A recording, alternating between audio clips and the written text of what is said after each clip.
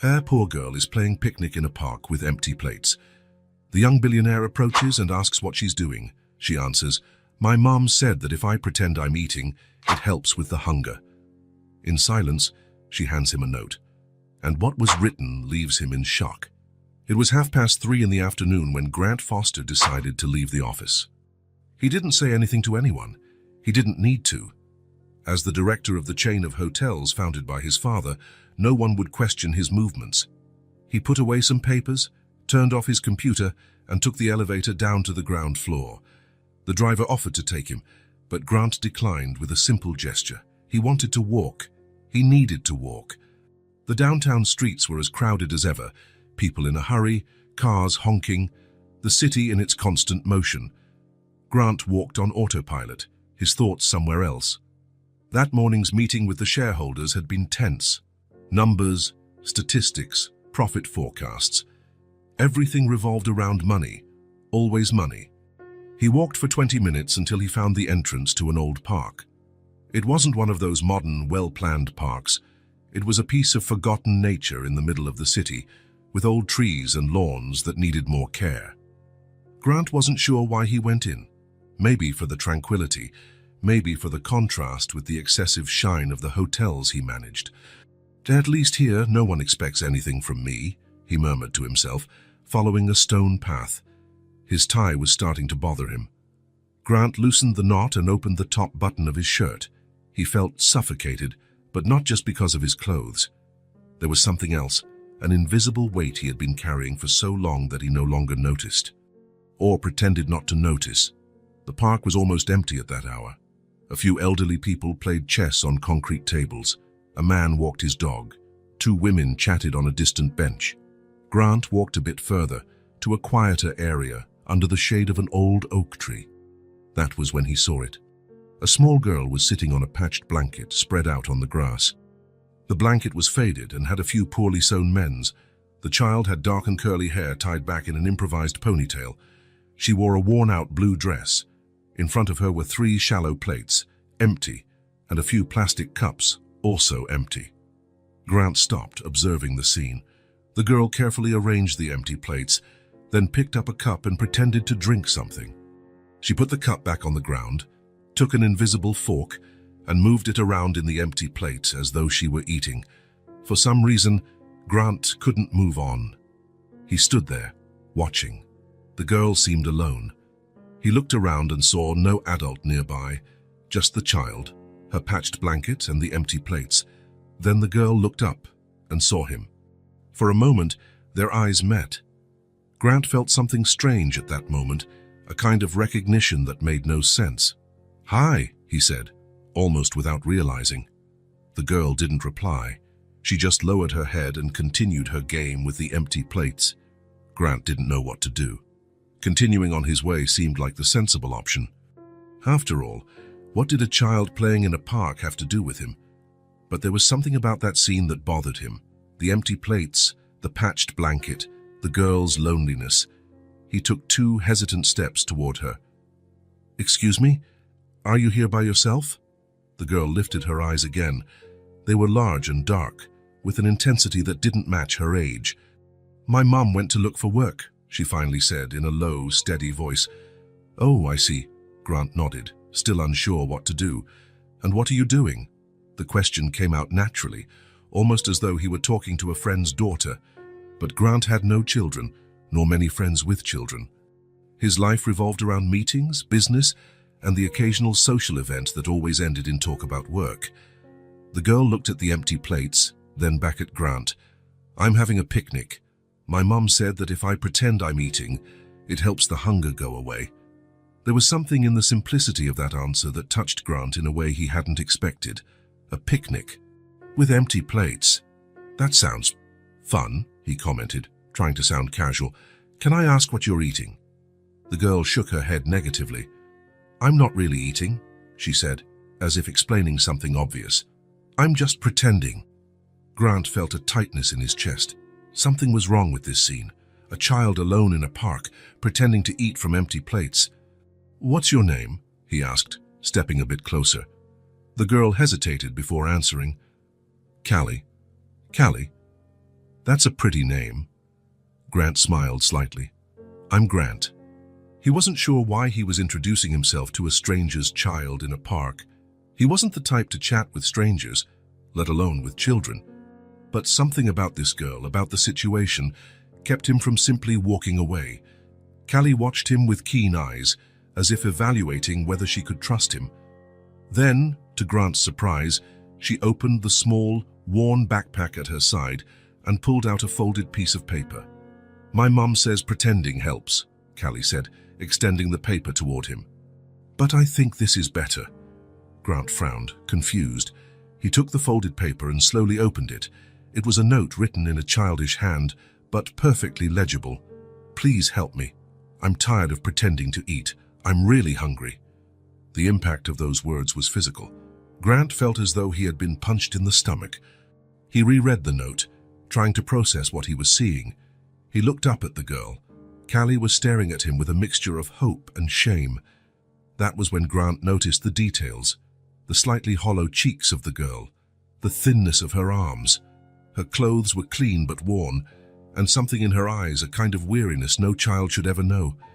Callie, he began, trying to keep his voice steady, have you not eaten today? The girl shrugged. We had a piece of bread for breakfast. My mum said she'd bring something when she got back. But she's taking a while. Grant looked around. The park was still practically empty. There was no sign of any adult looking for a child. Can you wait here for just a minute? He asked, folding the note and putting it in his suit pocket. Just 1 minute, I promise. Callie nodded seriously. Grant walked quickly toward the park entrance, where he had seen a few food stands. His heart pounded, and his hands trembled slightly. He had never felt like this. It wasn't just pity or compassion. It was an urgency he didn't recognize, an almost primal impulse to do something immediately. He reached the first stand and ordered 2 full sandwiches, a large portion of fries, 3 apples, 2 bottles of water, and 1 of juice.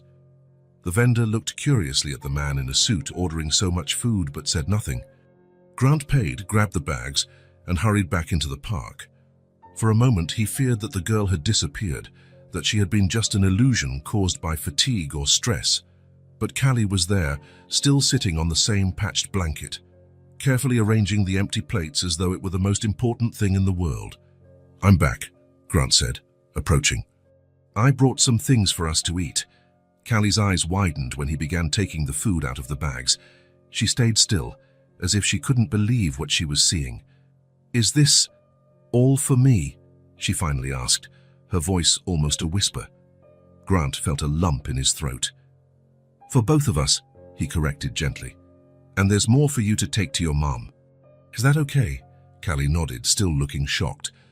Grant placed one of the sandwiches on a plate and offered it to her, along with the juice bottle. You can eat slowly. There's no need to rush. The girl took the sandwich with both hands. Her small hands trembled slightly. She took a cautious bite, then a bigger one. Grant noticed she was trying to keep herself from devouring the food all at once. Is it good? He asked, sitting at the edge of the blanket. Callie nodded, her mouth too full to reply. There was something so simple and yet so profound about that moment. A child eating a sandwich in a park. Something that should be normal, routine, but felt extraordinary under the circumstances. Grant unwrapped his own sandwich, but found he wasn't hungry. How could he be, after what he had just learned?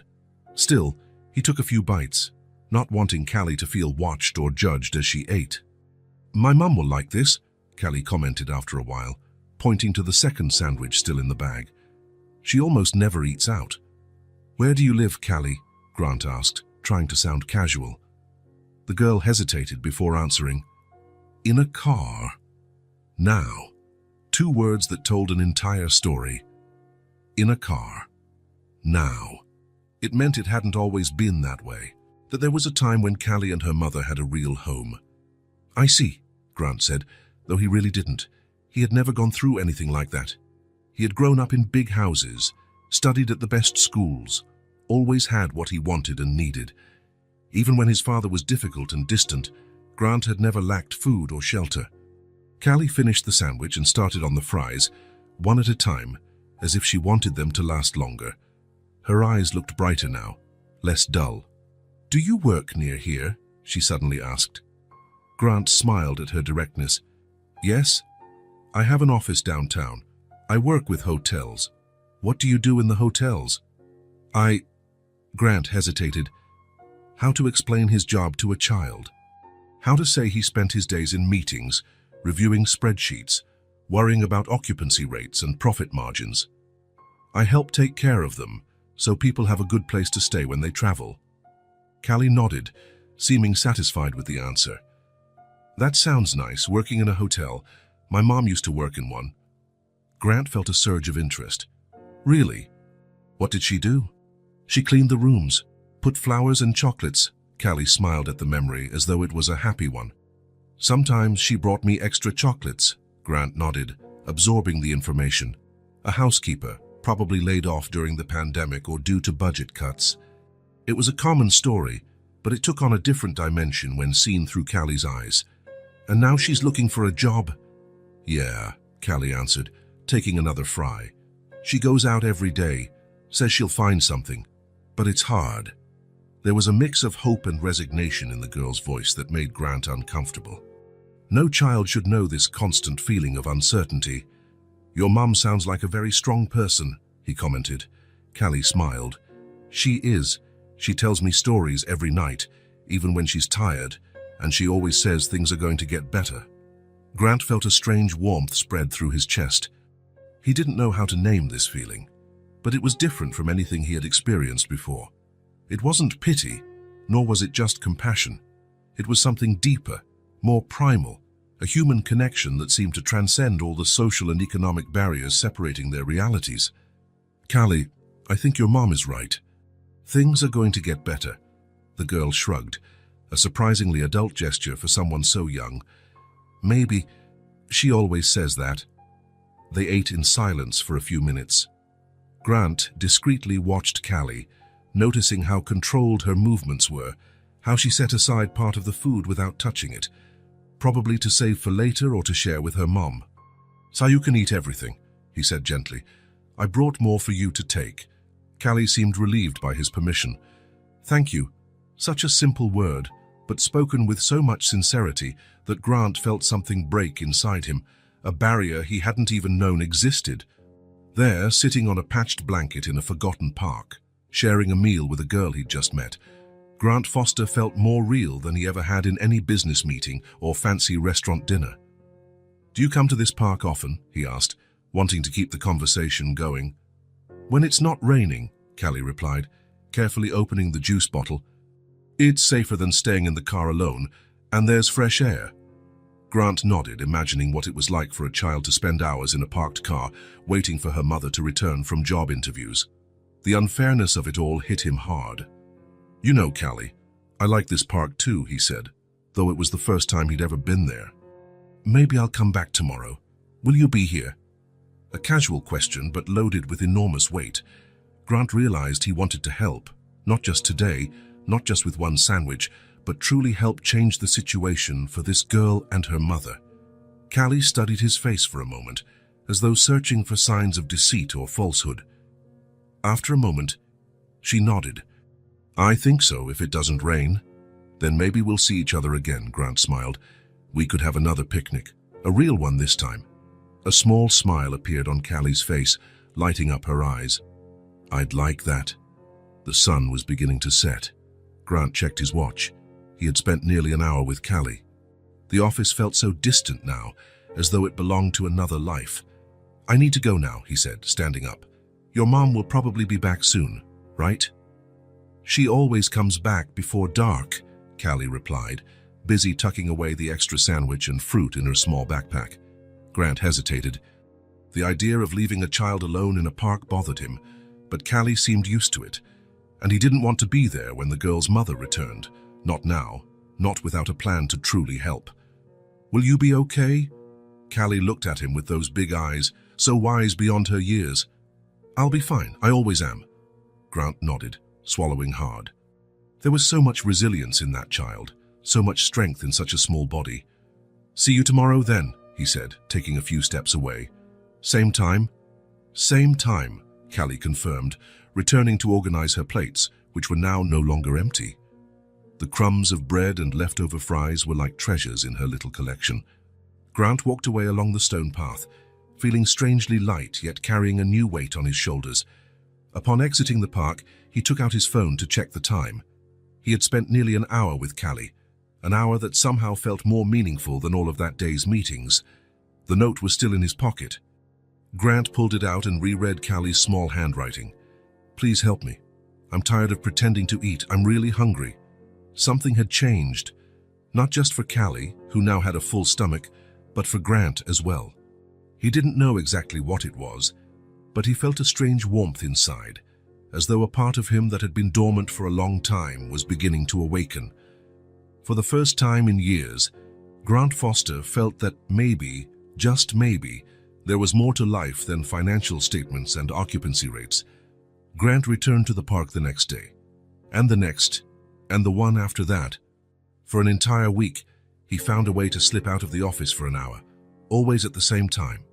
He always brought something to eat. Sandwiches, fruit, juice, sometimes sweets. Callie was there each time, sitting on the same patched blanket, playing with the same empty plates. That Thursday afternoon, the sky was especially blue. Grant brought a different snack, chocolate milkshakes and fries, and watched Callie's face light up when she saw the treats. Sitting on the edge of the blanket, he observed her eating with that quiet satisfaction only children can show. "My mom used to make milkshakes sometimes," Grant said, barely realizing he was speaking out loud. Callie raised her eyes, curious. "Were they good?"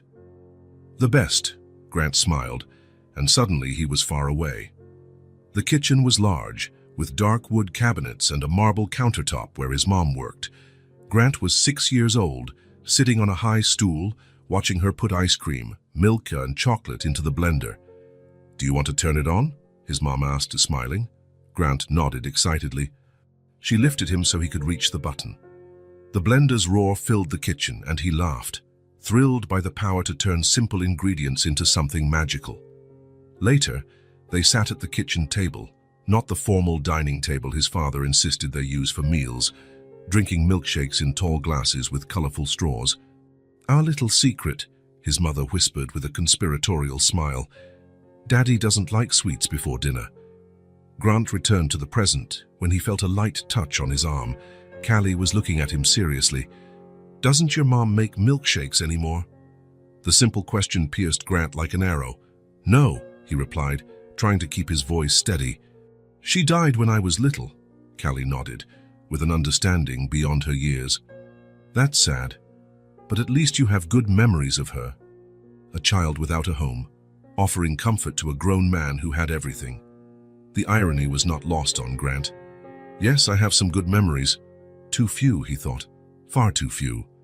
"What about your dad?" Callie asked, slurping the last of her milkshake noisily. Grant hesitated. How to explain Richard Foster to a child? He was busy, worked a lot, like my mom does now. "Not exactly.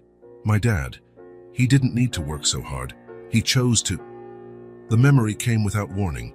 Grant was 9 years old. It was his birthday. His mother had been gone 3 years. The house was silent, as it always was after she died. The housekeeper had made a cake, but his father wasn't home to sing happy birthday. He arrived late, as always. "Happy birthday, Grant," his father said, entering the bedroom where Grant was already in bed. "Sorry I'm late. We're expanding the hotel and the meetings just wouldn't end." Grant didn't reply. He pretended to be asleep. His father stood in the doorway for a moment, then left, gently closing the door. He didn't even come in to give him a goodnight kiss. "Grant, are you okay?" Callie's voice brought him back to the present. "I'm fine," he smiled, hiding his emotions. "I just remembered some things. Sad things. Some, yes." Grant watched Callie wipe her hands on a napkin. Her movements were delicate, careful. Like each napkin, each fry was something precious. Another memory surfaced. Grant at 12, sitting at the dining table. Silverware, porcelain plates, crystal glasses. His father at the head of the table, him at the other end. A dinner for two at a table that could seat 12.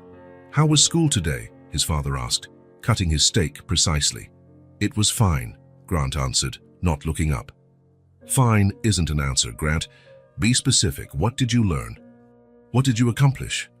I got a perfect score on the math test. That was expected. You're a Foster. No congratulations, no proud smile. Just the acknowledgement that good performance was mandatory, not something to be celebrated. The rest of the dinner passed in silence, broken only by the clink of cutlery on plates and occasional instructions on etiquette. Elbows off the table, Grant. Chew with your mouth closed, Grant. Posture, Grant. A man is judged by how he presents himself. Looking at Callie now, her face smudged with milkshake without a care, Grant felt a pang of envy. Even in poverty, even living in a car, this child seemed freer than he had ever been. Do you like your job? Callie asked, grabbing another fry. The question caught Grant off guard. Why do you ask? I don't know. You never smile when you talk about it. It was true.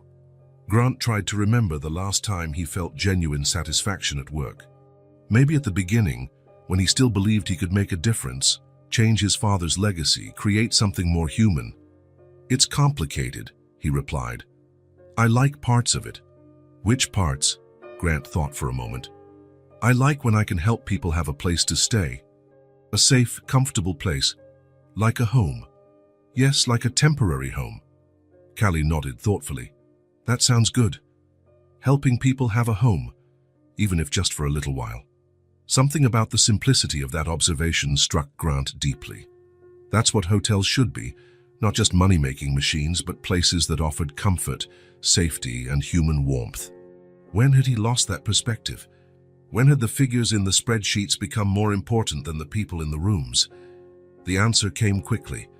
When his father took full control of his upbringing after his mother died. The hotel chain will be yours one day, Grant, his father always said. You have to learn to be strong, decisive. There's no room for sentimentality in business. By 15, Grant was attending board meetings alongside his father. By 18, he was working part-time in the main hotel's administration while studying business in college. By 21, he had taken over management of one of the properties. Everything was planned, scheduled, predetermined. There was never room for questions, deviations, or real choices. Grant Foster's life was written before he even had the chance to hold it in his own hands. He looked at Callie, now playing with a little paper airplane she had made from a napkin. She flew it over the blanket, making engine sounds with her mouth. She had nothing. She lived in a car. She ate when luck allowed.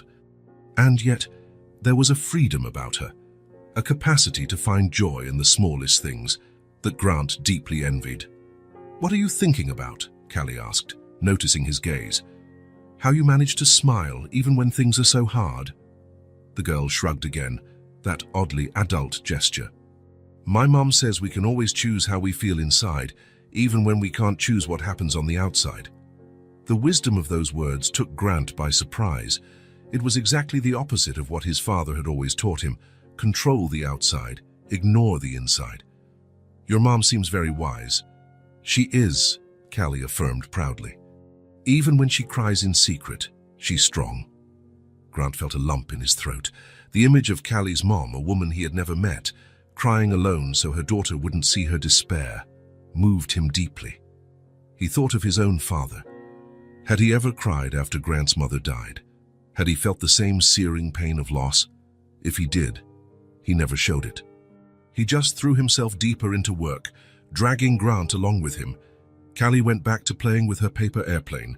Grant watched her, lost in thought. Suddenly, she looked up and smiled at him, that pure, genuine smile that only children can give. And there, in that simple moment, sitting on a patched blanket in a forgotten park, Grant Foster felt something stir inside him, a warmth that started in his chest and spread, a sensation he couldn't recall having since his mother died. Maybe, just maybe, that little girl who had nothing was giving him the most valuable thing in the world, a chance to heal a past he had always avoided facing. And as he watched Callie play, happy with her paper airplane and a full stomach, Grant knew he would return the next day and the next. And for as many days as it took, not just for her, but for himself, days turned into weeks.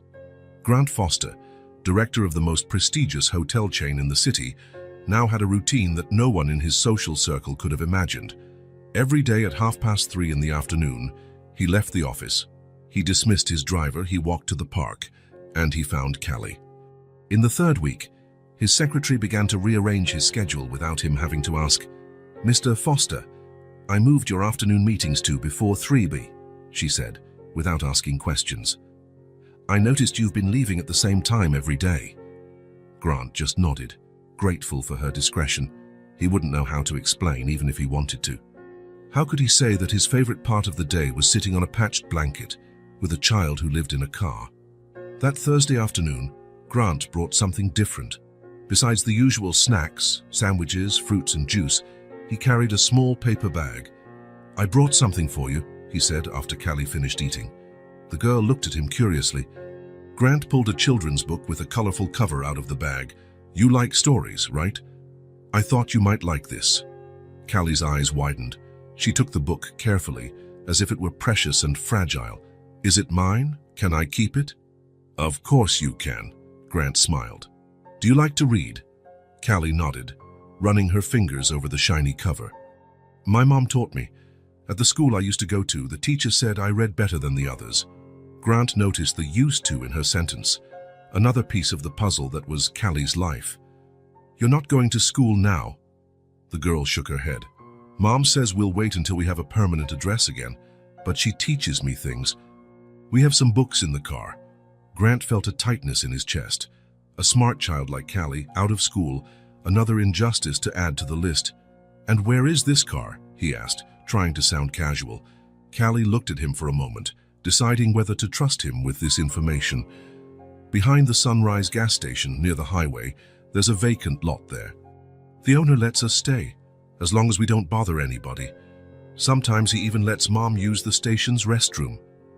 The simplicity with which she described the situation made it even more poignant. For Callie, that was normal now. "Seems like the owner of that station is a good person," Grant commented. "He's nice. He gives Mom coffee in the morning. And he gave me a piece of candy last week." Small acts of kindness that became huge through Callie's eyes. Grant thought of the expensive gifts he received from business associates, the presidential suite he occupied when traveling, the car and driver waiting for him every day. None of that seemed as valuable as a free cup of coffee or a piece of candy in Callie's perspective. "Would you like to read a bit of the book now?" he suggested. Callie opened the book reverently. She began reading out loud, carefully. Sometimes she stumbled over a harder word, but overall she read very well for her age. Grant listened, impressed. "You read really well, Callie," she smiled, proud. "Mom says reading is important. Books can take me far away, even when we can't go anywhere." Another phrase that hit Grant like a punch to the stomach. Rachel, Callie's mom, whom he still hadn't met, seemed to be doing the impossible to shield her daughter from the harshness of their situation. In the following days, Grant continued bringing books. Callie devoured the stories. Sometimes she read to him, other times he read to her. They created a little ritual after lunch, a story after the story, a conversation about the characters, about what Callie had learned, about what she imagined. One of those afternoons, after they finished The Secret Garden, Grant noticed it was almost dark. "I need to go, Callie. It's getting late." The girl put the book in her worn backpack, along with the extra apple and sandwich he always left for her mom. "Will you be back tomorrow?" she asked, as she always did. "I will," Grant answered, as he always did. But this time, something was different. As he helped Callie fold the blanket, Grant made a decision. "Can I walk you to your car today?" "It's getting dark." Callie looked surprised. "You want to meet my mum?" The question was direct, as hers always were. "I think so. If you don't mind." "And if she doesn't mind, of course." Callie considered it for a moment, then shrugged. "I guess it's okay. Mom always says thank you for the sandwiches. Maybe she'd like to thank you in person." They started walking out of the park. Grant noticed how confidently Callie moved, as though she knew the route well. How many times had this little girl walked it alone? The thought disturbed him. "How's your mum doing?" he asked as they walked. "Tired," Callie answered simply. "She walks a lot every day looking for work. Sometimes she comes back late. Sometimes she comes back crying. Grant nodded, unsure of what to say again, struck by Callie's honesty. It must be tough for both of you. It is. But Mom says we've been through hard things before. We'll get through this too. She sounds very strong. She is, Callie said, with obvious pride. She only gets sad when she thinks I'm not watching. They walked for about 20 minutes. They left the downtown area, passed through some residential blocks, then a more industrial section. Grant realized they were heading to a part of the city he rarely visited. Finally, they reached a larger avenue leading to the highway. The Sunrise gas station stood on the corner, its neon sign partially broken. Callie led him behind the station.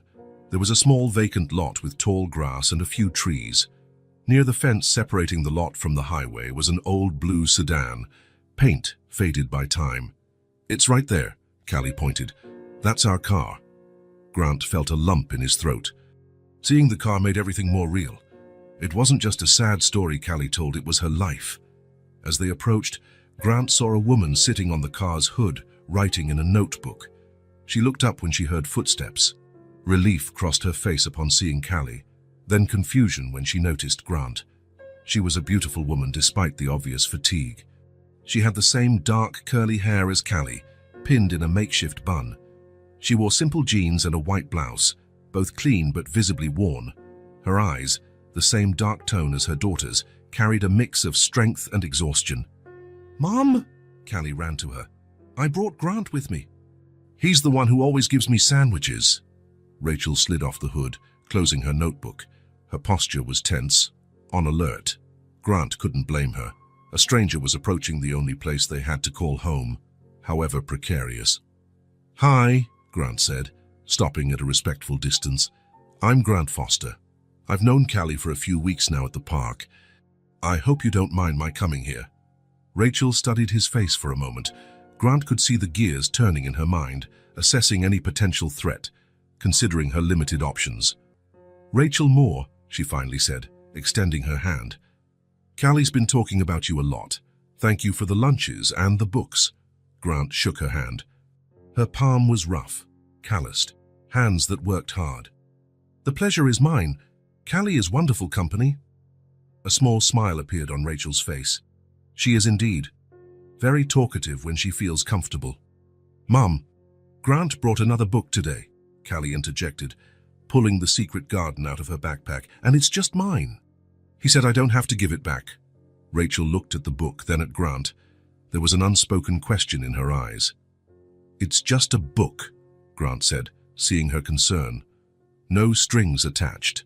"That's very kind of you," Rachel replied, still with some caution in her tone.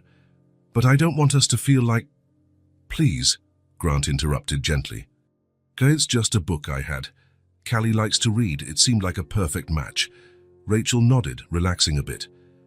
"Callie, why don't you go read in the car while I talk with Grant?" The girl seemed disappointed to miss the conversation, but complied. She took the book and got into the car. Grant noticed the back seat, organized with pillows and blankets, forming a kind of makeshift bed. "You've turned that into a home for her," he commented, not realizing he was speaking aloud. Rachel glanced at the car and sighed. "I do what I can with what we have." They stood in silence for a moment, a silence not exactly uncomfortable, but heavy with unasked questions. "Callie told me you used to work in a hotel," Grant said, trying to start a conversation. Rachel nodded, her face showing resignation. "Yes, for 6 years, I was a senior housekeeper at the Grand Palace." Grant felt his heart speed up. The Grand Palace was one of the Foster chain hotels, one of the oldest and most prestigious. "What happened?" he asked, though he feared the answer. "I was laid off during the pandemic staff cuts," Rachel explained, no bitterness in her voice, just stating a fact. "Along with half the housekeeping team, I understand it was necessary. The hotel was almost empty back then." Grant knew exactly what she was talking about. He remembered the meetings, the spreadsheets, the difficult decisions. Back then, it had seemed like just numbers. X% reduction in payroll. Y number of employees let go. Now those numbers had a face. Rachel's, and by extension, Callie's. "I'm sorry," he said, and he truly was. Rachel shrugged, in a gesture that reminded Grant of Callie. That's life.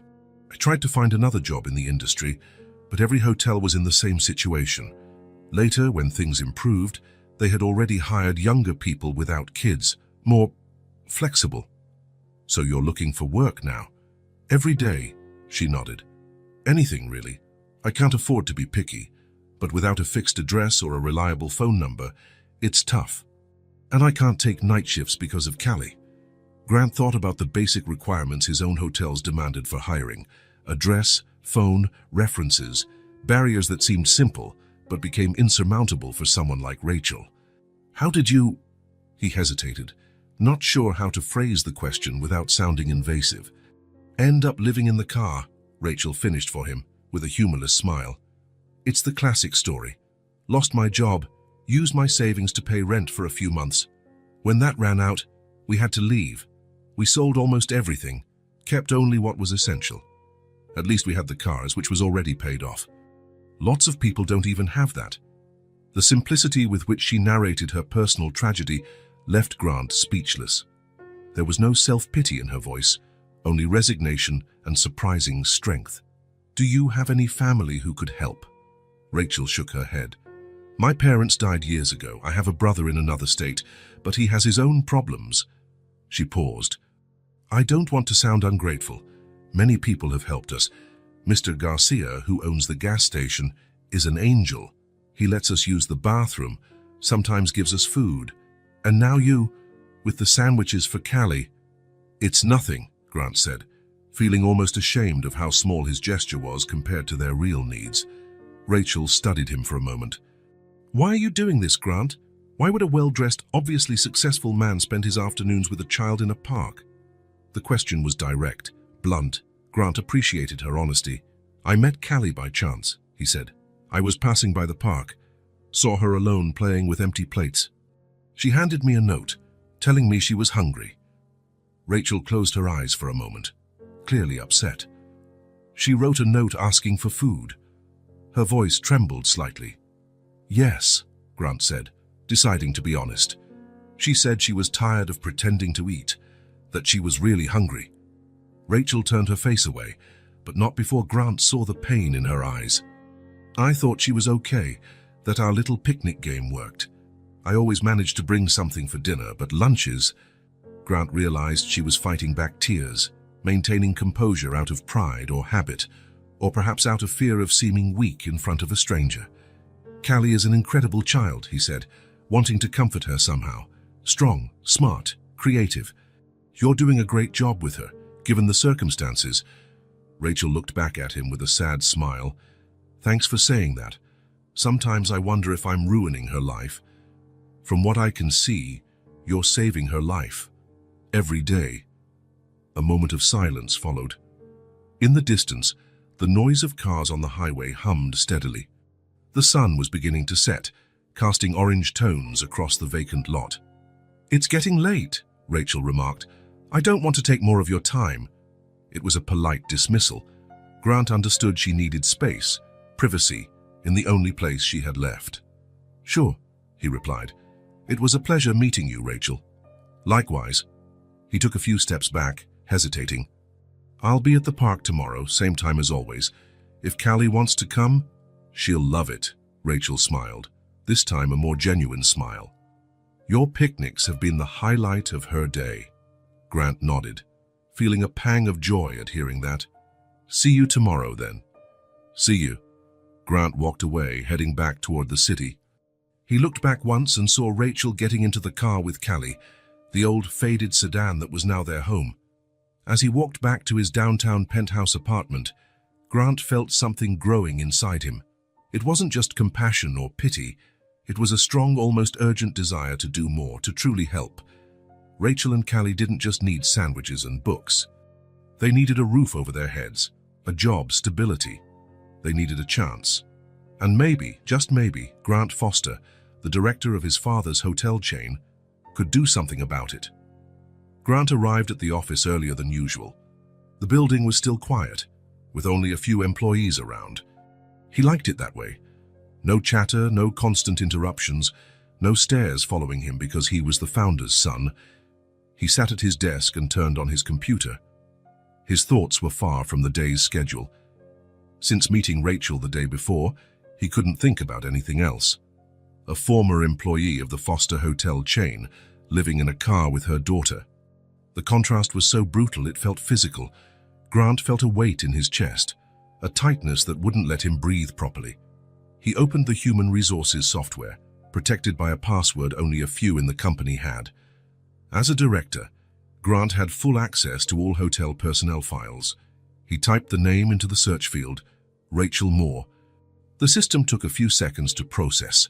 Grant tapped his fingers impatiently on the desk. When the results came up, he clicked on the only file that matched. Rachel's photo appeared on the screen. She looked younger, with different hair, smiling for the camera. The contrast with the tired woman he'd met the day before was painful. Name, Rachel Lauren Moore. Position, Senior Housekeeper, Hotel, Grand Palace Hotel, Central Unit. Date of hire, 03/15/2014. Date of separation, 05/22/2020. Reason for separation, staff reduction, code RC19. Grant kept reading. Rachel's performance evaluations were consistently positive. Dedicated employee, meets expectations, punctual, impeccable work. There were guest compliments attached, people specifically mentioning Rachel's good service in their post-stay surveys, 6 years of exemplary service. Then, with a cold line on a cost-cutting spreadsheet, it had all ended. Grant vaguely remembered that time. The pandemic had hit the hospitality sector hard, cancelled reservations, empty hotels, mounting losses. The board of directors, led by his father, decided to implement drastic cuts to weather the storm. At the time, it seemed like the right business decision. Keep the company alive, preserve what was possible, cut what was necessary. Grant had been in those meetings, reviewed those numbers, signed those documents. How many Rachel Moores were on those lists? How many Callies had been affected by decisions made in comfortable rooms by people who would never have to sleep in a car? Grant continued examining the file. He saw that after the layoffs, when the situation improved, the hotel resumed hiring, but not the same employees. The hiring policy had changed. Now they preferred temporary contracts, younger people, childless, available for flexible hours. People who could be easily replaced if another crisis arose. It was financially efficient, but humanly cruel. Grant closed the program and stared at the blank screen. The feeling in his chest had intensified. It wasn't just guilt now, it was anger. At the system, at his father, at himself. He picked up the phone and dialed, "Mary, cancel my morning meetings. I have an urgent personal matter." Without waiting for an answer, he hung up, grabbed his suit jacket and left the office in quick strides. The Foster mansion was located on the outskirts of the city, in an exclusive neighborhood with tree-lined streets and properties shielded by tall walls. Grant didn't need to identify himself at the gate. The security guard already knew him. He drove up the long driveway to the main house, an imposing Mediterranean-style structure. Grant parked and sat in the car for a few minutes, steeling himself. Visits to his father were rarely pleasant. At 72, Richard Foster was still the same domineering, unyielding figure who had made Grant's childhood so difficult. Finally, he got out of the car and walked up to the door. The housekeeper answered, greeting him with a warm smile. "Mr. Grant, what a nice surprise. Your father is in his study." "Thanks, Martha." "Is he expecting me?" "No, but I'm sure he'll be happy to see you." Grant doubted that, but smiled politely and walked down the familiar hallway to his father's study. He knocked and entered without waiting for a response, as he'd always done. Richard Foster was seated behind a massive mahogany desk, surrounded by books he never read and golf trophies he proudly displayed. At 72, he still had the upright posture and piercing gaze that intimidated employees and family alike. "Grant," he said, lifting his eyes from the papers he was reviewing. There was no surprise or emotion in his voice, just the statement of a fact. "What brings you here during work hours?" Grant sat in the chair in front of the desk without being invited. "I need to talk to you about something important." Richard took off his reading glasses and set them on the desk, giving Grant his full attention. It was a calculated gesture. Richard Foster knew how to make people feel important when he wanted, just as he knew how to make them feel insignificant when necessary. "I'm listening." Grant took a deep breath, organizing his thoughts. "Do you remember the staff cuts we made during the pandemic, specifically at the Grand Palace?" Richard dismissed the question with a wave of his hand. "Of course, a necessary decision that saved the company." "Why?" "I met one of the employees we laid off, Rachel Moore. Housekeeper, 6 years of service, excellent evaluations."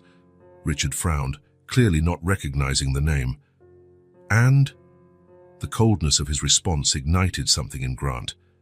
"And she and her young daughter are living in a car. They lost everything. The girl doesn't go to school anymore. They barely have food." Richard leaned back in his chair, unaffected. "That's unfortunate, certainly. But what do you expect me to do? We can't be responsible for the fate of every former employee. Business decisions affect people. That's the reality of capitalism." Grant felt his blood boiling. "Business decisions? We're talking about real people, Dad. A woman who worked for us for 6 years, a child who's innocent. They're not just numbers on a spreadsheet. Sentimentality doesn't keep companies afloat, Grant. You should know that by now." Richard picked up a pen and twirled it between his fingers, an old habit when he felt annoyed. "If we start making decisions based on sad stories, we'll soon be bankrupt. Then how many more would lose their jobs?" It was the same argument as always, the one Richard used to justify every harsh measure, every unpopular step, every moment he put profit above people. "There's a middle ground between bankruptcy and cruelty," Grant replied, keeping his voice controlled. "We could have set up a rehire program when things got better.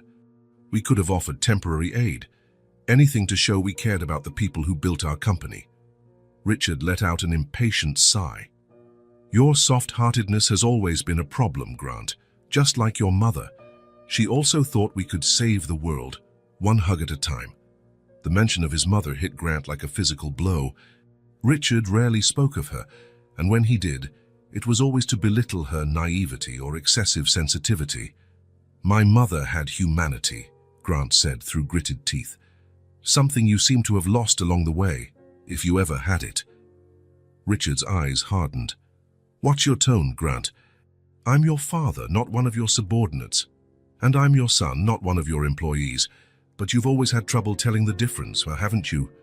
The silence that followed was heavy, loaded with decades of unspoken resentments. "If you came here to insult me," Richard began. "I came here to understand," Grant interrupted. "To understand how the son of poor immigrants, who built an empire from nothing, can be so indifferent to other people's suffering. How someone who knew poverty can be so cold to those going through the same thing now." Richard slammed his hand on the desk, a rare show of loss of control. "Precisely because I knew poverty. I know what it takes to escape it. Strength, determination, sacrifice, not charity, not handouts. These people need to stand on their own feet, as I did." "You didn't stand on your own feet," Grant countered calmly. "You had help from Mr. Harris, who gave you your first job when no one else would hire immigrants. From Mrs. Peterson, who took care of you when you were sick and had no health insurance. From Mr. Goldstein, who lent you money to open your first hotel when no bank would approve your credit." Richard looked surprised to hear those names from the past. "How do you know about them?" "Mom told me. All the stories you never shared, about how people helped you along the way, about how you promised you'd pay it forward when you could." Richard looked away, visibly uncomfortable. "Those were different times. Times have changed. People haven't. We still need each other. Rachel Moore needs a hand right now, just like you needed one back then." Richard stayed silent for a long moment. When he spoke again, his voice was quieter, less confrontational. "What exactly do you want, Grant?" "I want to rehire her. Not as a favor, but because she's an excellent employee who knows our system. I want to create an assistance program for employees in hardship. I want the Foster chain to be known not just for its profits, but for how it treats people." Richard looked at his son with a mixture of irritation and something that could be interpreted as reluctant respect. "Still the idealist. Just like your mother. Maybe the world needs more idealists and fewer pragmatists right now," Grant replied, not backing down. Richard put his glasses back on, a clear sign the conversation was winding down. Do what you want with your employee, Grant. You're the director now, you have the autonomy. As for the rest, put a proposal together with numbers, a detailed financial impact, and present it to the board like any other business idea. That's not exactly what I was hoping for. It's the only answer you'll get, Richard said, returning his attention to the papers on his desk. Feelings don't pay bills, Grant. They never have, and they never will. Grant stood up, recognizing the dismissal. Before leaving, he paused at the door and looked at his father. You know the difference between you and me, Dad.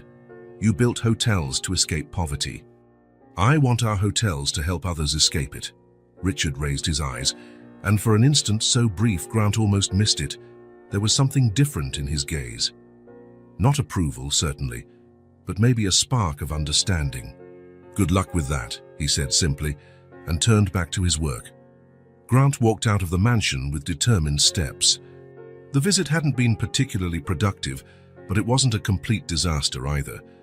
His father hadn't explicitly supported his ideas, but he hadn't vetoed them either. By Richard Foster's standards, that was almost a victory. In the car, Grant adjusted the rearview mirror and saw his own reflection.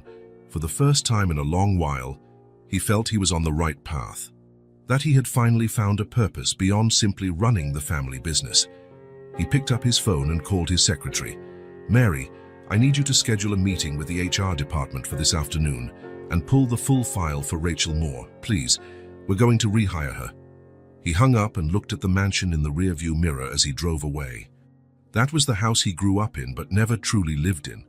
That was the man who raised him but never truly knew him. Grant understood the challenge would be enormous. Changing a company culture was almost as hard as changing the character of a man like his father, but for the first time in years, he felt he had a real reason to try. At the Grand Palace Hotel, there would be a position waiting for Rachel Moore. And in the streets of the city, in a car parked behind a gas station, a girl named Callie might finally have the chance at a different future. Grant accelerated toward the office, determined. The name on the spreadsheet now had a face, and that face would change everything. The park looked different that afternoon. The leaves on the trees were beginning to change color, announcing the arrival of fall. A gentle breeze blew, bringing a freshness that hadn't been there in previous weeks. Grant arrived at his usual time, carrying a bag of sandwiches in fruit and 2 boxed juices. He found Callie in their usual spot, sitting on the patched blanket. This time, however, Rachel was also there. Since Grant had met her, she had occasionally started coming to the park, always keeping a respectful distance while he and Callie shared lunch and stories. Grant observed Rachel for a moment before approaching Callie. She was talking with an older woman near the park benches. The older woman was holding some grocery bags, seemingly handing something to Rachel, who received them gratefully. "Hi, Callie," Grant said, sitting at the edge of the blanket. The girl looked up from the paper she was drawing on with a broken-colored pencil. Her face lit up when she saw Grant. "You came." "Of course. I always do, right?" Callie nodded, then turned her attention back to her drawing. Grant noticed she seemed different today, quieter, more reflective. "What are you drawing?" he asked, setting down the bag of food between them.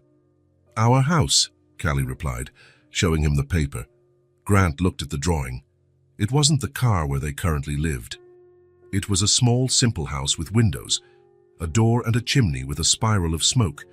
There were 3 people holding hands in front of the house, a woman, a child, and a man. "Who are these people?"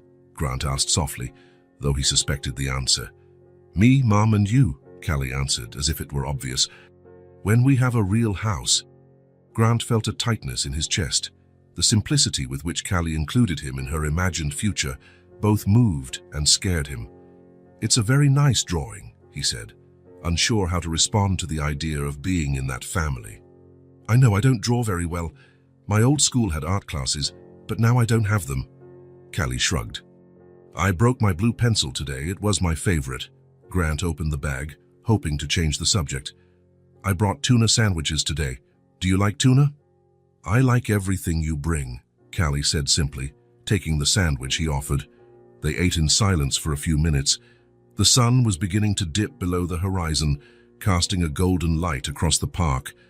Rachel was still talking with the older woman, now looking through the contents of one of the bags. "That lady sometimes brings us care packages," Callie commented, following Grant's gaze. "She works at a church. It has rice, beans, stuff like that. Mum says it's a blessing." Grant nodded, watching Rachel interact with the woman. There was dignity in how Rachel accepted help, gratitude without humiliation. "Your mum is a strong person, Callie." The girl kept eating, but her eyes went distant, as though deep in thought. "Grant," she finally said, placing the rest of her sandwich on a napkin, "can I tell you something I've never told anyone?" There was a seriousness in her voice that made Grant put his own sandwich aside. "Of course, Callie. You can tell me anything." She looked at him, hesitant, as though deciding if she could truly trust him with what she was about to say. "My mom always says everything's going to be fine, that she'll get another job. That we're just going through a hard time, but I've seen her crying." The simplicity of the confession hit Grant hard. He kept his face neutral, not wanting to show how much those words affected him. Callie lowered her head and continued, "Sometimes she waits until I'm asleep, but I hear her. She cries quietly. I pretend to be asleep so she won't get even sadder." Callie gulped. "I'm afraid no one else will hire her, that we'll stay like this forever." Grant looked again at Rachel in the distance, still talking to the church volunteer. He pictured her crying alone in the car, trying to muffle the sound so Callie wouldn't hear. The thought felt like a punch to the gut. "Do you think I should tell her I know?" Callie asked, her voice small and uncertain. "Maybe she'll stop crying if she knows I don't believe that everything will be fine." Grant felt a knot in his throat. The girl's gaze, both strong and fragile, cut through him like a fine blade. How could such a young child carry such a heavy burden? How could she be so aware of her mother's pain and so concerned about protecting her? "Callie," Grant began, choosing his words carefully, "I think your mum cries not because she doesn't believe things will get better, but because it's hard while they haven't. Sometimes adults need to cry too. Even the strong ones like my mom. Especially the strong ones. They carry more weight." Callie nodded as if that made sense. "So I should keep pretending I don't know." "That's something only you can decide, Callie. But maybe your mom needs that moment for herself, to be just Rachel, not just Callie's strong mom." The girl remained silent, absorbing his words. Grant wanted to hug her, protect her, assure her everything would truly be okay. But he knew Callie deserved more than empty promises. "Callie, your mom is an amazing woman. And so are you. I know you won't stay like this forever. There are people who care, and I'm one of them." She smiled halfway, her eyes misty. "Will you really help her for real?" The question was simple, direct, with no subtext. Exactly the kind of question only a child would ask, expecting an equally direct answer. "I promise," he said firmly, "and I won't leave you two alone." It was more than a promise to calm a child. It was a commitment Grant made to himself. Something had shifted in him since meeting Callie and Rachel. He could no longer be just the hotel director, worried about profits and occupancy. He had to be the man Callie saw, someone who could make a difference, who truly cared. Callie nodded, looking relieved. She picked up her sandwich again, taking bigger bites now, as if a weight had been lifted from her small shoulders. "I drew you really tall," she commented, pointing at the drawing. "Because you are." Grant smiled, grateful for the lighter topic. "And you drew me smiling. Because you smile more now. At first you almost never smiled." It was true. Grant hadn't realized how much his own demeanor had changed since he started coming to the park, as though Callie's presence had melted something inside him. Rachel was now walking back over, waving goodbye to the church volunteer. She carried a bag that seemed to contain basic groceries. "Don't tell her what I said, okay?" Callie whispered quickly. "I won't," Grant promised. "It'll stay between us." They remained silent, side by side, watching the sun sink behind the trees. For Callie, this simple moment meant everything, and for Grant, it was the beginning of something that would change his life forever. Rachel approached, smiling at them both. "I hope I'm not interrupting the picnic." "Not at all," Grant replied, standing to help her with the bag. "We were just enjoying the sunset." Callie stored her drawing in her worn backpack, though not before Grant noticed she had added a detail: a small sun shining over the house and the three figures holding hands. A light rain was falling that Wednesday afternoon. Rachel sat in the driver's seat of the old blue sedan, reading a used book Grant had brought her the day before. Callie was asleep in the back seat, curled under a thin blanket, breathing softly. 2 weeks had passed since Grant had entered their lives, and small changes were already visible. Callie's backpack now held children's books. Her small box of non-perishable food sat in the trunk. The car's gas tank was always full.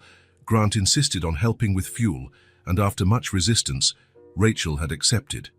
It wasn't just material support. It was human warmth, consistent presence, someone who cared. Rachel still couldn't fully grasp why a successful man like Grant Foster spent so much time on them, but she had stopped questioning. In her current life, she couldn't afford to turn away kindness. As she turned a page of the book, her phone rang, the sound strangely loud in the cramped car. It was an old model car with a battery that barely lasted half a day. She kept it off most of the time, saving power for emergencies. Very few people had that number. She looked at the screen. An unknown number, probably another rejection for a job, she thought. In recent days, she had handed out resumes everywhere possible. Restaurants, shops, laundromats, anywhere that might hire someone without a fixed address. She hesitated before answering. She hated another polite no, but she couldn't afford to miss any possibility, however slim. "Hello?" she answered quietly, so as not to wake Callie. "Ms. Rachel Moore?" a female voice asked on the other end. "Yes, that's me." "Mrs. Moore, this is reception at the hotel where you used to work. The manager asked me to inform you that we're reopening some positions. Your name was at the top of the list. We'd like to know if you're interested in returning." Rachel froze.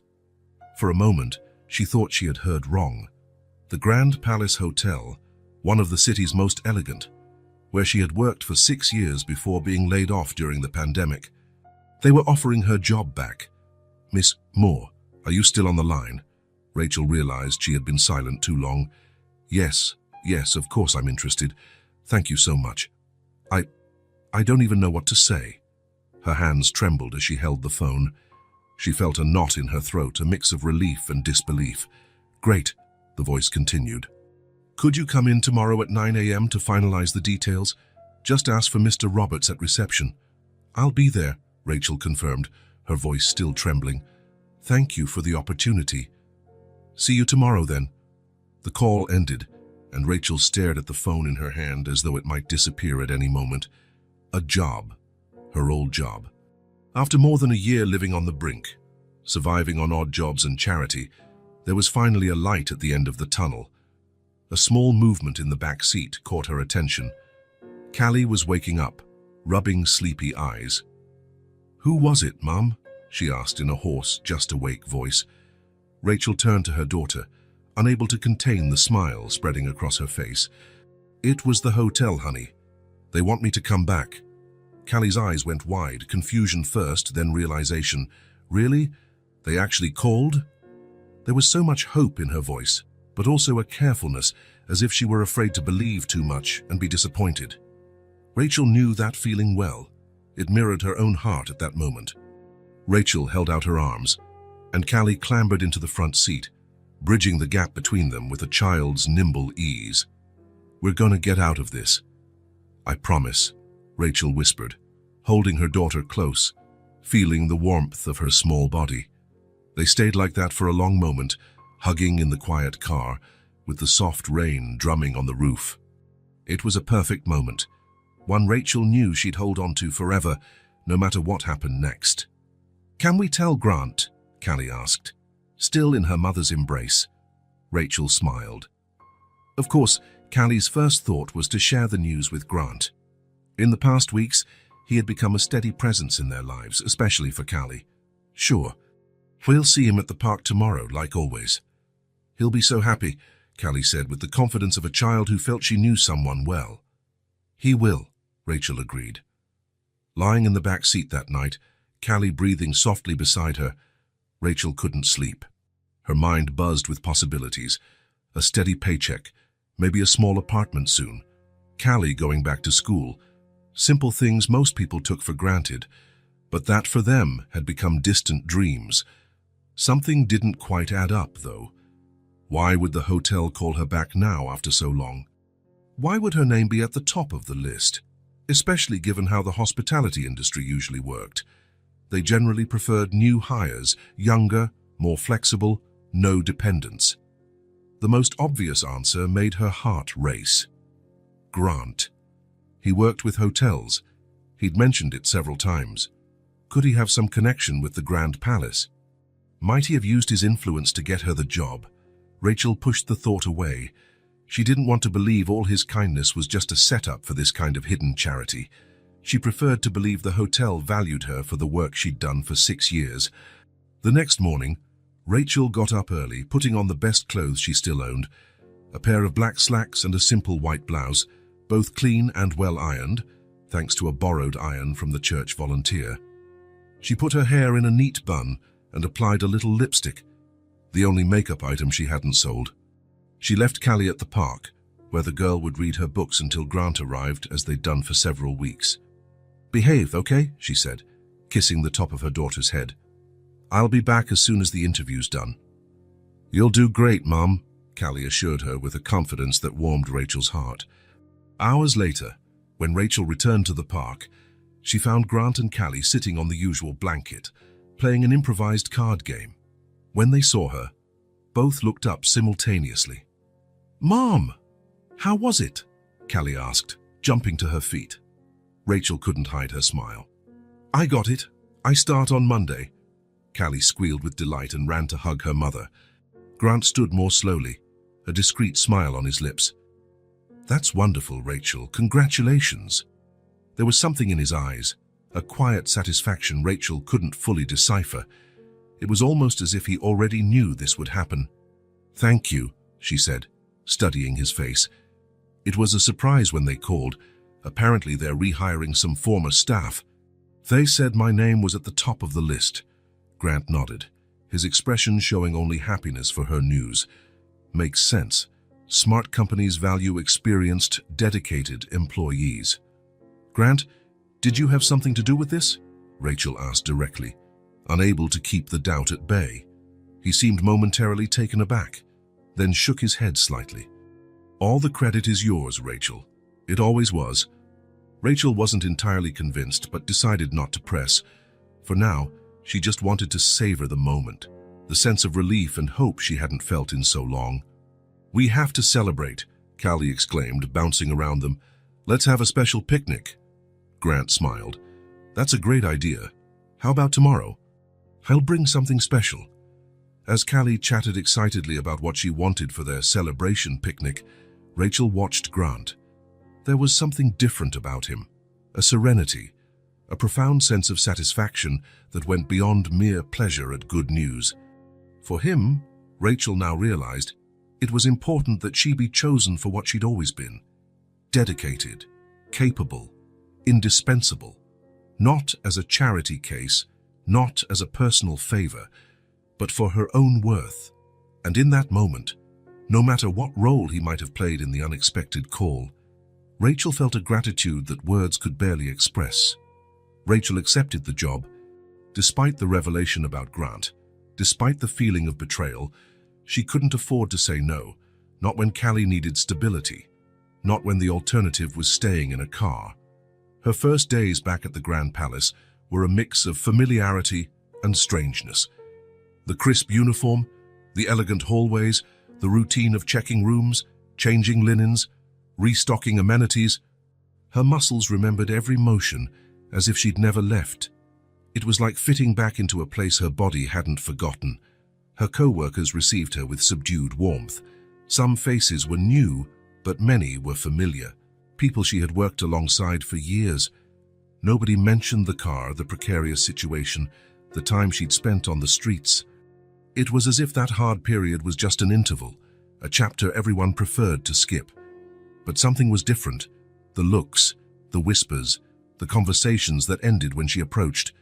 Rachel knew exactly what they were thinking. Why her? Why, among all the former employees, had Rachel Moore been chosen to return? The answer lay in the name everyone avoided saying around her, Grant Foster. Rachel deliberately avoided him. She'd learned to spot the signs of his presence at the hotel, murmurs among the managers, a subtle tension in the air, everyone on their best behavior. When she sensed those signs, she found tasks on other floors in different departments, anywhere she could avoid running into him. She wasn't ready. The revelation was too fresh. The feeling of having been observed, studied, without her knowledge still stung like an open wound. She needed time, space to organize her thoughts. On the fourth day, she received her first early paycheck. Policy for rehires, the manager said. Rachel knew there was no such policy. It was Grant, again, trying to help without appearing intrusive. Part of her wanted to refuse, to maintain her pride. But the practical side, the mother who needed to care for her daughter, accepted without protest. With that money, she rented a small room in the back of an elderly lady's house. It wasn't much, just a simple space with a double bed, a tiny bathroom, and a small cooking area with a 2-burner stove. But it had solid walls, a leak-free roof, and a door that locked. After months in the car, it felt like a palace. When she took Callie to see the place, the girl ran through the cramped space in pure delight. "We have a house," she shouted, jumping on the bed. "A real house." That night, lying on an actual bed under a safe roof, Rachel allowed herself, for the first time in a while, to cry softly. They weren't tears of sadness, but of relief, gratitude, and confusion. How was she supposed to handle the fact that all of this, her job, her home, renewed security, came from a man she thought she knew, who had hidden such a crucial part of who he was? The days at the hotel followed a steady routine. Rachel worked with the same excellence she always had. Her supervisors praised her performance as though she had never left. But she felt the stares, the unasked questions about her connection to the young director. Almost 2 weeks went by without her seeing Grant.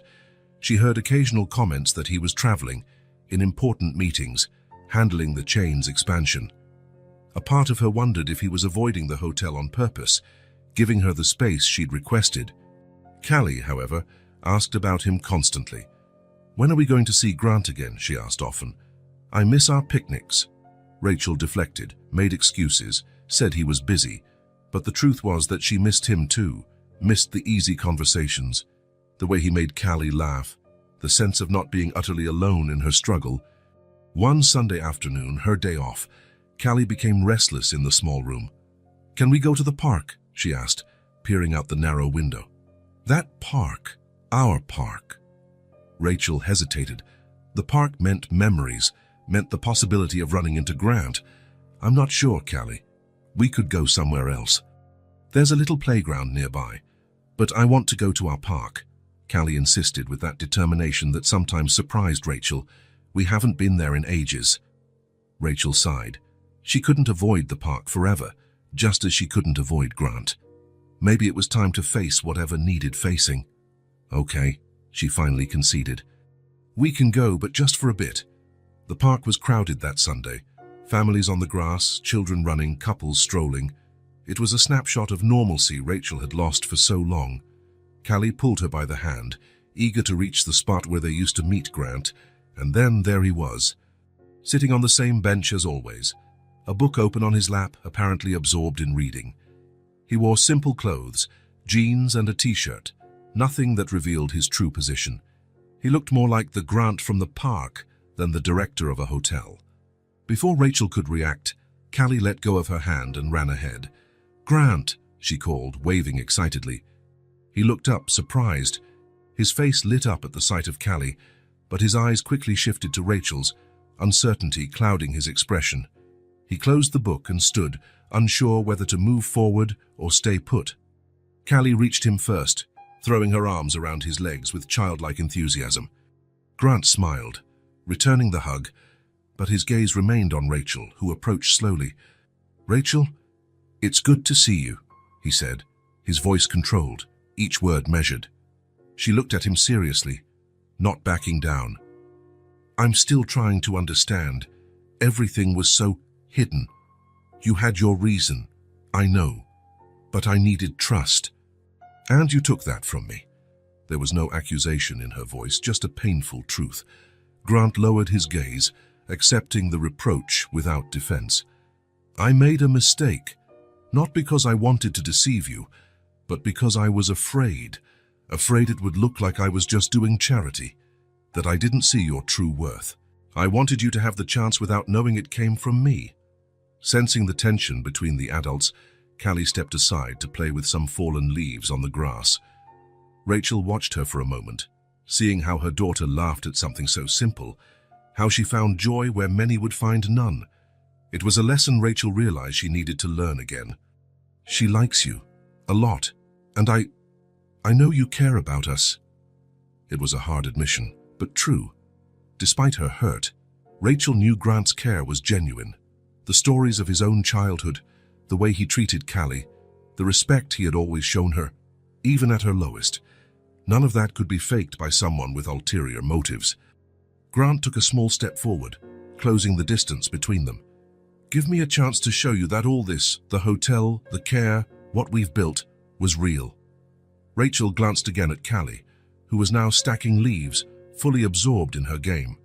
She thought about how the girl asked about Grant every day, how her face lit up when she talked about him, how he had become an important, positive presence in their difficult life. Would it be fair to deny her daughter that because of her own wounded pride? Rachel hesitated for a few more seconds. Then she gave a simple nod. All right, but let's do it the right way. No secrets. The relief on Grant's face was evident, as though a huge weight had been lifted from his shoulders. No secrets, he promised with a gentle smile. That day, they didn't have an elaborate picnic like the ones before. No meticulously prepared sandwiches or boxed juices. They just sat together on the grass, under the shade of a large tree. Grant pulled out a package of cookies from his pocket, opened it and offered it around. They shared that simple snack in silence, watching the people in the park, the sun lowering on the horizon, life moving around them. To Rachel, that simple moment meant far more than a casual meeting. It was the beginning of something new, built on more honest ground.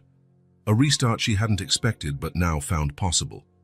As she watched Callie and Grant quietly discussing the shapes of clouds in the sky, Rachel allowed herself, for the first time, to consider that perhaps the truth, as painful as it had initially been, could open the way to something real, something that needed no masks or half-truths, and for now that possibility was enough. The apartment was on the third floor of an old building with no elevator. The stairs were narrow, their steps worn down by decades of use. Rachel climbed slowly, carrying one of their suitcases, while Callie bounded ahead with a light bag, barely able to contain her excitement. Are we almost there? She asked for the third time, stopping at the landing to wait for her mom. Yes, it's on the next floor, Rachel answered with a tired smile. It wasn't a luxury place, not even close. A small apartment with 2 bedrooms, a modest living room, a compact kitchen, and a single bathroom. The rent was affordable precisely because it was an old building in an unpretentious neighborhood. The walls needed fresh paint, some tiles were cracked, and the windows let in a draft on cold days. But as Rachel reached the third floor, set the suitcase down, and took the key from her pocket, she felt something she hadn't in more than a year, the weight and meaning of having a place to call their own. She turned the key in the lock and pushed the door, which opened with a faint creak. Can we go in now? Callie asked, impatient. Yes, Rachel replied softly. This is our new home. The word our carried special significance. After so long without a fixed address, they finally had a place that was theirs, where they could stay without fear of being kicked out or bothered. Callie dashed inside, her small footsteps echoing on the wooden floor of the empty living room. It's huge, she exclaimed, spinning with arms wide open. Rachel smiled, watching her daughter. The apartment was actually quite small, but for someone who had been confined to the back seat of a car, any space seemed immense. She brought in the 2 suitcases that held everything they owned, some clothes, important documents, a few books and toys of Callie's they hadn't sold, family photos kept like treasures. They were lucky with the landlord, an elderly man touched by their story, who left some basic furniture, a table with 4 chairs in the kitchen, a double bed in the larger bedroom, a single bed in the smaller one, a worn but clean couch in the living room, and a simple shelf. The rest Rachel bought gradually with her new salary: bedding, towels, kitchen utensils, hygiene items, and most importantly, groceries for the pantry. Callie was already exploring each room, opening and closing doors, switching lights on and off. "Which one's my room?" she shouted from down the hallway. Rachel approached and pointed to the door on the right. "This one. Let's see if you like it." The room was small, big enough for the single bed, a bedside table, and a built-in closet. The window overlooked an internal courtyard. No grand view, but enough natural light during the day. Callie burst inside like a whirlwind and immediately jumped on the bed, testing the mattress with little bounces. "I have a bed just for me," she exclaimed, eyes shining. "And a whole room." Rachel leaned against the doorframe, watching her daughter's joy. For most children, having their own room was normal, expected. For Callie, after months spent curled up in a car's back seat, it was an unimaginable luxury. "Can I put my things in here now?" she asked, already opening the small closet. "Sure, sweetheart. I'll start organizing the kitchen." She left the smaller suitcase in Callie's room and took the other to the main bedroom. She had no time to explore her own space. The priority was to make a decent dinner, to celebrate their first night in the new place. In the kitchen, Rachel began unpacking the groceries she'd bought earlier. It wasn't much, but it felt like a treasure once out of reach. Rice, beans, cooking oil, salt, and other basics. Some fresh vegetables, eggs, and as a small luxury for the special occasion, a whole chicken to roast. She also bought cleaning supplies, a small plant for the kitchen windowsill, and for Callie a box of colored pencils and a sketchbook. There was something profoundly soothing and healing about placing each item in its place. Plates and cups in cabinets, utensils in drawers, food in the pantry. Ordinary routines that symbolized the return to normal life, stability, dignity. As she worked, she heard Callie running through the apartment, exploring every corner, every detail, every new possibility. "Mom, we have a real shower. Look, you can see the street from the living room window. There's a light switch in every room." Rachel smiled at her daughter's discoveries. Simple, basic things turned into marvels by someone who hadn't had them for so long. When she finished in the kitchen, Rachel started preparing dinner. She cleaned the chicken, seasoned it with garlic, onion, lemon, and herbs. She washed the rice, set the beans to cook, and cut vegetables for a salad. Familiar motions she hadn't done in so long, since she lost her old apartment and everything else. In the car, meals were always makeshift. Cold food, snacks if they had money, or donated meals. The luxury of making a complete hot dinner in a real kitchen felt almost surreal. The aroma of cooking filled the apartment.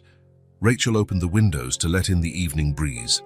It was autumn, and the trees on the street displayed leaves of gold and red. Callie came back into the kitchen holding one of the books Grant had given her. "Can I stay here while you cook?" she asked, pulling out a chair. "Of course you can." The girl settled at the table and opened the book. Though she wasn't really reading, her eyes wandered around the room, taking in every detail as if committing the scene to memory, being at home. "We have a table," she exclaimed suddenly, as though just noticing. "And a real bed." Rachel laughed. "Yes, we have a table and beds and a couch and so on. And walls, real walls, not the ones in the car."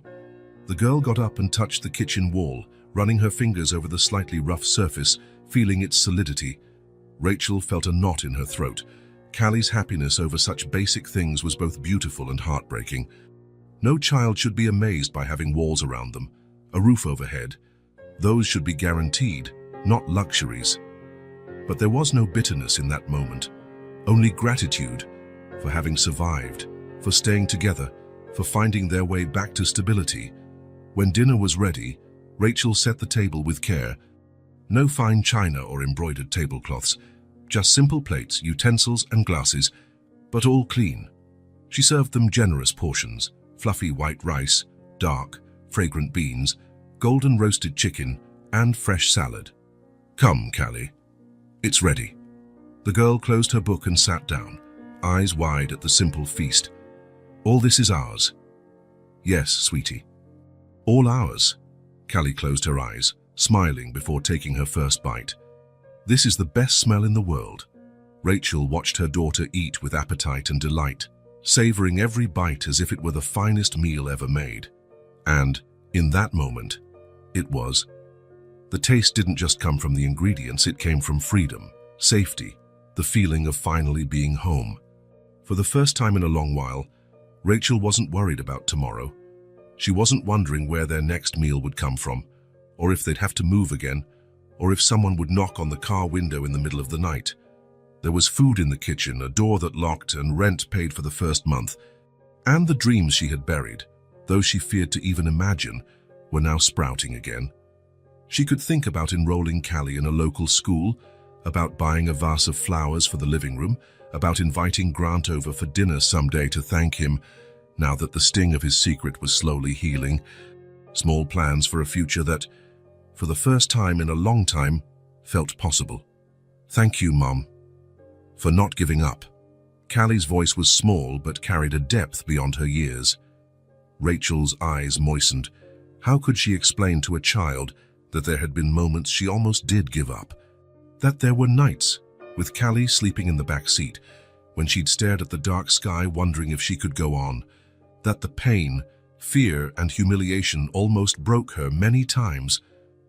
Rachel reached out and gently held her daughter's hand. Thank you, sweetheart, for giving me strength when I almost lost mine.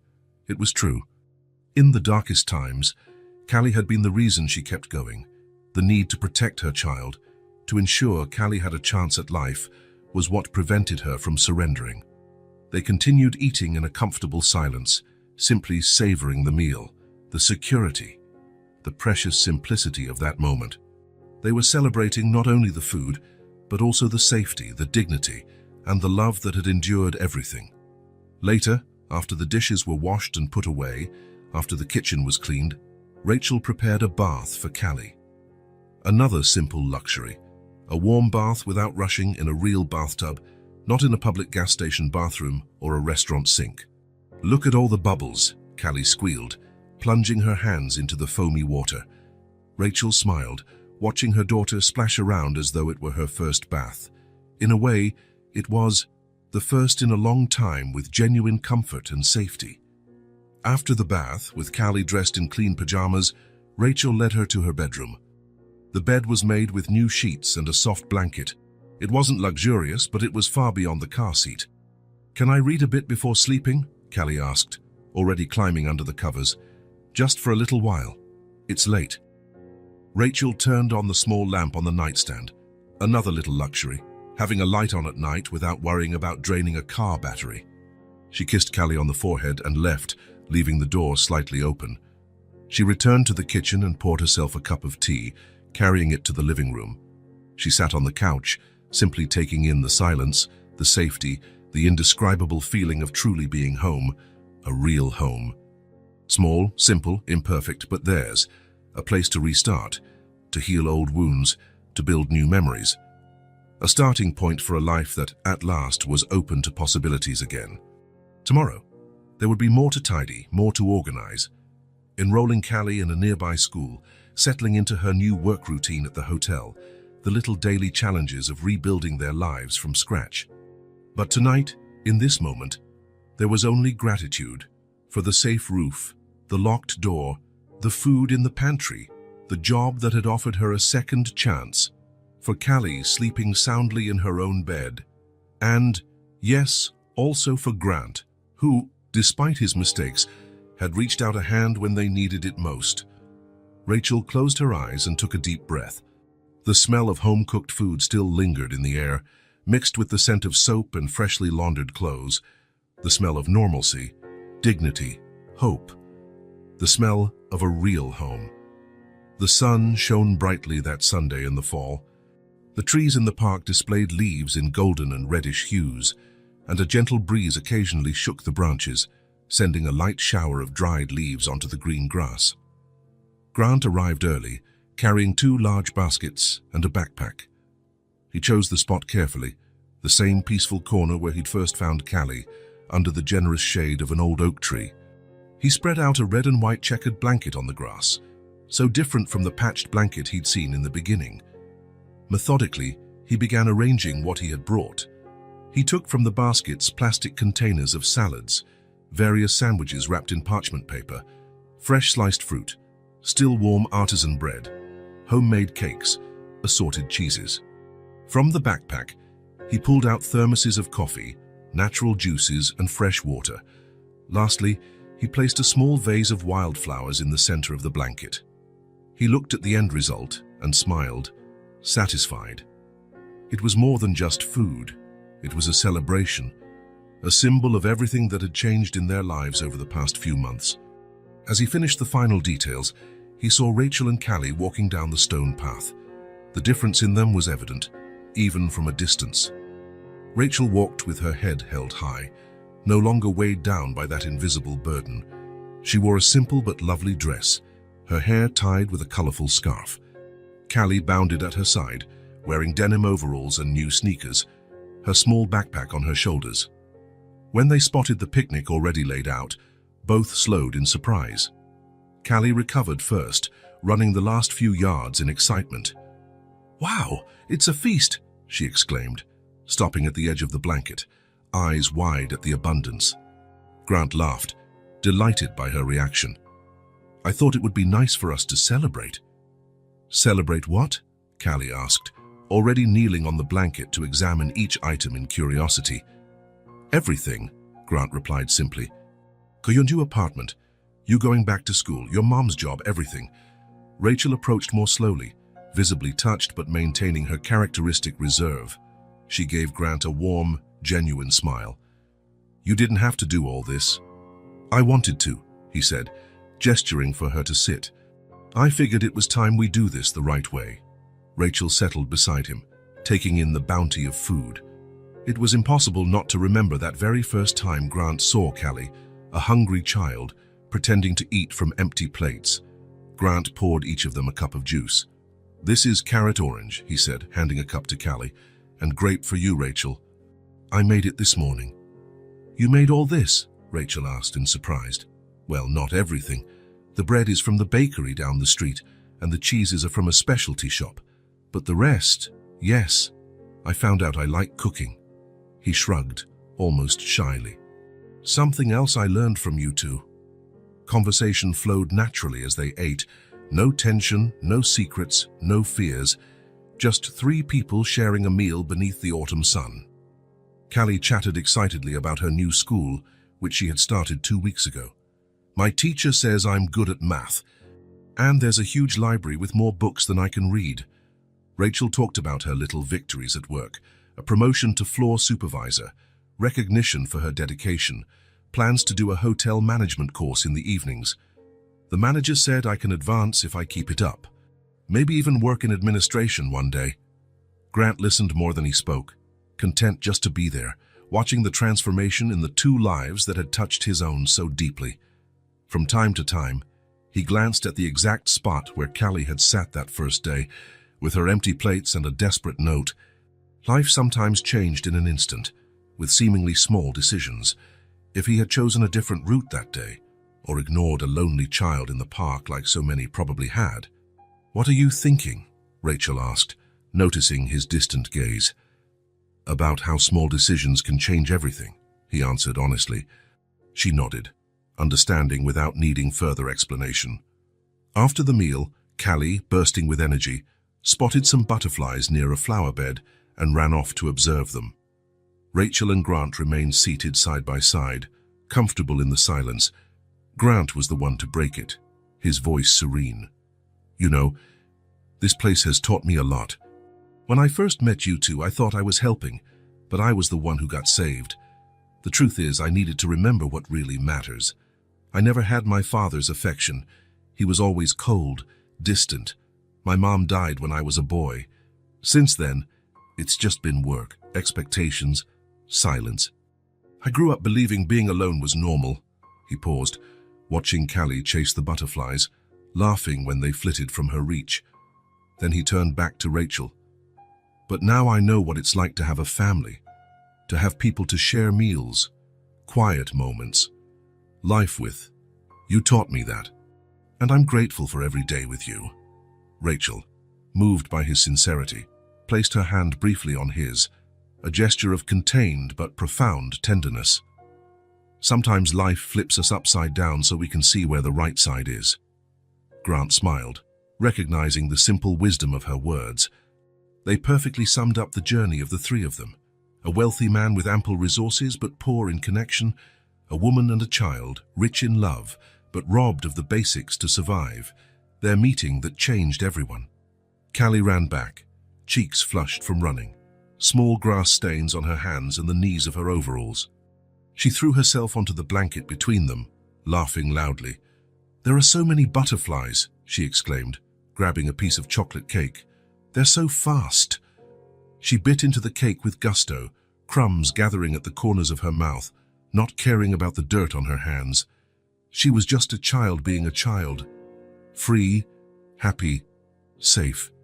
Grant and Rachel exchanged a glance over Callie's head, a look filled with understanding, gratitude, and something else unspoken but growing stronger every day. In that instant, under the gentle shade of the old tree and on the picnic blanket laden with shared food, something became clear to all three. True riches weren't in the hotels or bank accounts, not in luxury cars or upscale apartments. They were right there in that moment, in the ability to share not only a meal, but also joys, sorrows, and silences. In the strength of the bonds they had formed, not through obligation but by choice. That was the inheritance that truly mattered, the legacy Grant wanted to build, the security Rachel had fought to give Callie, the love that, in unexpected ways, had found its way among them. And at last, this was the real picnic. Not a sad game with empty plates, but a genuine celebration of full bellies, happy hearts, and possible futures. If this story touched your heart, subscribe to the channel and turn on notifications so you don't miss the next ones. Leave a like because it helps this story get recommended to more people. See you in the next story.